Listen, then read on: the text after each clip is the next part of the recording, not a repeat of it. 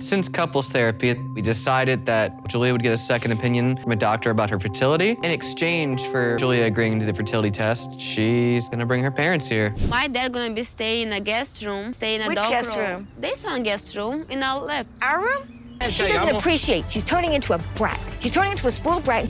That's gonna help the whole situation. That is gonna help me. I want to be alone. I want to see anybody. Wait.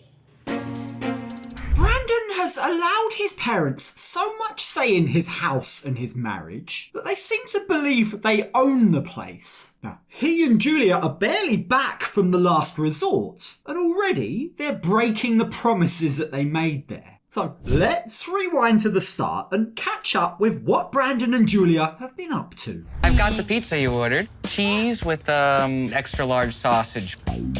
Yeah, but I don't have any money. That, you've got to say, is a weird start to their day. Turns out they're trying to spice things up in the bedroom department through role play, and Julia pulls Brandon inside, I guess, to offer him another form of payment. But his take on this game is very interesting. I can't have another one of these come out of my check. I got 6 kids to feed, ma'am. Brandon, it should be sexual. What kind of business do you think we're running, ma'am?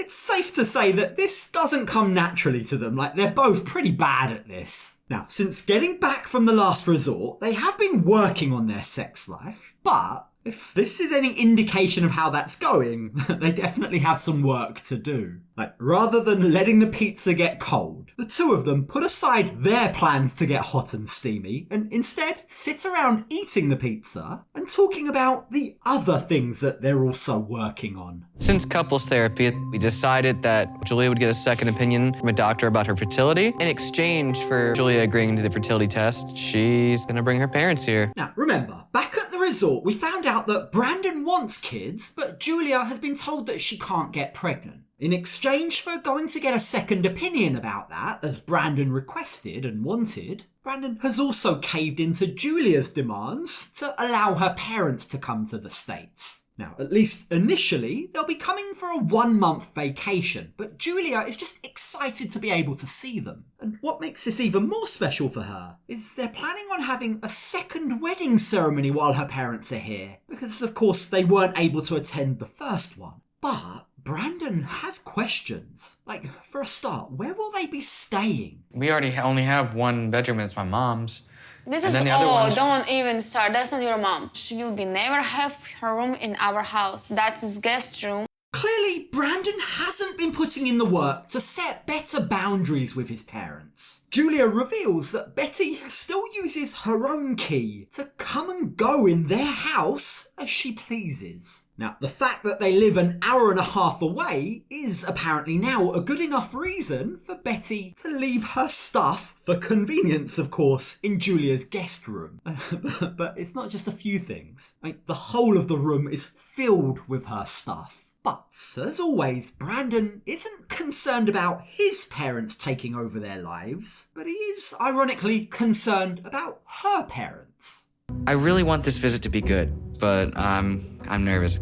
Her parents are divorced, and it's stressful wondering if they're gonna get along. Now, Brandon is rightly, I'd say, worried that having two divorced people that can't stand each other living under the same roof will cause extra tension in the household, particularly with Julia, because he doesn't understand Russian, right? She'll be the one stuck in the middle between her mum and her dad. And who's she likely to take out her stress on? Well, him. He's worried that's going to have a knock-on consequence on their relationship. But, as I say, while that is a completely justified and valid concern of his, I'm sorry, but considering what happens next, I just don't have that much sympathy for the guy. You see, when Brandon asks his dad to come over to help with the plumbing, as Brandon is working with the world's smallest shovel, Julia gives us an update about her relationship with his parents. After moving far from Brandon's parents, our relationship absolutely getting better. Giggling, them have fun times, but them still annoying and come to our house often. Now, just you wait, because it will soon become very clear that they haven't moved far enough away yet. That hour and a half drive is way too close still. Now, Brandon's parents do say that they're excited to be meeting Julia's family in person for the first time. They're happy that they're coming. But, and there is a but, they also want to know where her parents are going to be staying. Like, since your parents are separated, they ask, surely they're going to need 2 rooms to stay in, aren't they? My dad gonna be staying in a guest room. My mom gonna stay in a Which dog guest room. room? This one guest room in our lab. Our room? No, this is not your room. This is guest room. They're shocked at this. How dare she? How dare Julia use a vacant room in her house to allow her parents to stay there? You know, the parents that are coming all the way from Russia to see them. The hypocrisy of these guys. For people that claim that family should always be everything, they're getting really damn angry that Julia wants to welcome her family. The audacity of her. How dare she? Yes, we can't come while they're here because we don't have anywhere to stay. No, you absolutely can come, but you live in a 1.5 hour away, so you can come anytime. And then have to drive all the way home afterwards? Sorry, but I just don't understand what Betty's thinking here. I mean, what? Does she expect one of Julia's parents to sleep on the couch just so that she and Ron can have a place to stay whenever they feel like it? Sorry, Betty, but it isn't your room. I mean, yes, an 1.5 hour drive is an inconvenience, but it's not such a long drive that you can't possibly make it home the same day. I mean, heck, if you're able to pop over to help with handyman issues and the plumbing, then you are able to make your own way home at night too. Now, as always, as we've come to expect from him, Brandon just stays quiet. He doesn't step up for his wife. And when Julia calls him out, he turns on her. And what he says shocks her. What are you doing? Walking dogs? I could use your help, actually. Didn't you guys have some kind of discussions about communications and working together? Yeah, we agreed. She was gonna do a second opinion. No, Brandon, no! This isn't the time or the place to be talking about Julia's fertility struggles. Like, what he's doing here is completely uncalled for. He's not only blindsiding Julia by bringing it up, but he's actively involving his parents in their private matters. Like, he really needs to stop doing that. There should be strict boundaries, and he's just crossed them. Like, he knows just how sensitive a topic this is for Julia. Why does he think it's okay to raise it with his parents like this, in this fashion, in the middle of a tense conversation? I know this is a sensitive issue for her. That's why I really don't want to press too much. But at the same time, Julia agreed to schedule this second opinion, so I've been waiting weeks for her to schedule it. Oh, you don't want to press too much, Brandon, and yet you choose this moment to bring up this very painful and intimate subject. You're not bringing this up with Julia by doing this. Don't fool yourself. You're bringing it up with your mummy and daddy. Like, it really does feel like Brandon was just waiting for this perfect opportunity to raise this, so that they could all gang up on Julia together. Like, for as much as they spoke about boundaries at the resort, right, it's very clear that neither he nor his parents know the meaning of the word.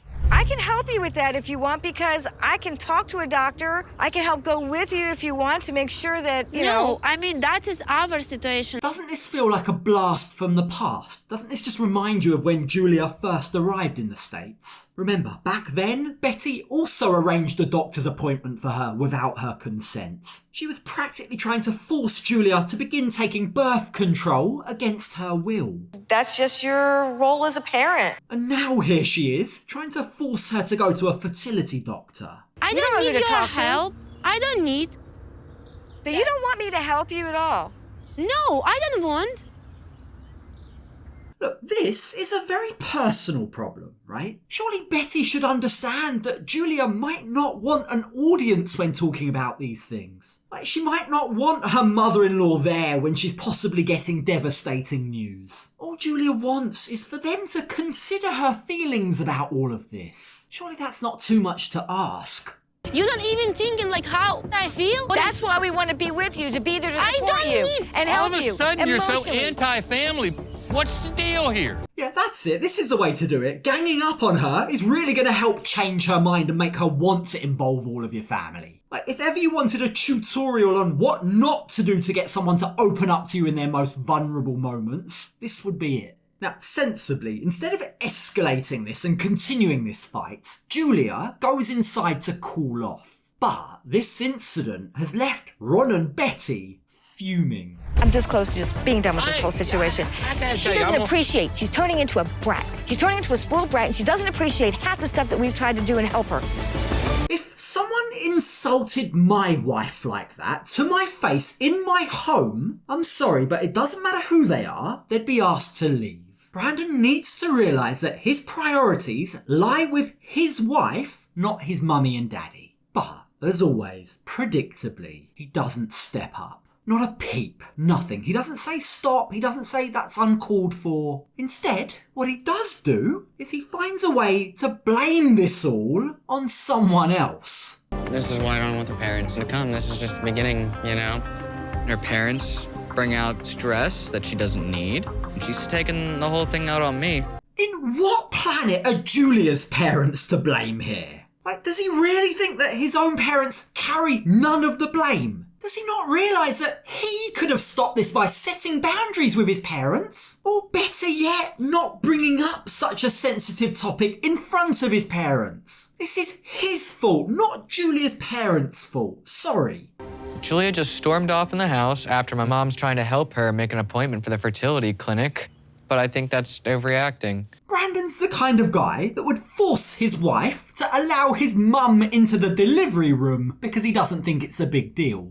Julia really needs to think very, very carefully about having kids with this guy. Just imagine what would happen if she were to disagree with Betty about how to raise her child. Would Brandon have her back? No, of course he wouldn't. It would be her outnumbered and all alone, wouldn't it? Like, it's no wonder, separated or not, she wants her parents around. Now, when Betty goes inside to check up on Julia tries to explain to her that she just needs Brandon, her husband's support. This whole situation is very scary for her. But emotionally, it's not that easy because I'm already hear a lot of stuff of my body. When I did fertility test in Russia, and that is so painful. All Julia is asking for is support from her husband. That shouldn't be too much to ask. She's not saying that she doesn't want to do the fertility tests. She's just saying that she doesn't want to be forced or pushed into something, right? She wants to do it with support and love in her own time. But, unfortunately, that message falls on deaf ears. If she was expecting some kind of sympathy or empathy from Betty, well, she's not gonna get it. And I'm not go because it's pushing. That's going to help the whole situation. That is gonna help me. I want to be alone. I want to see anybody. Very.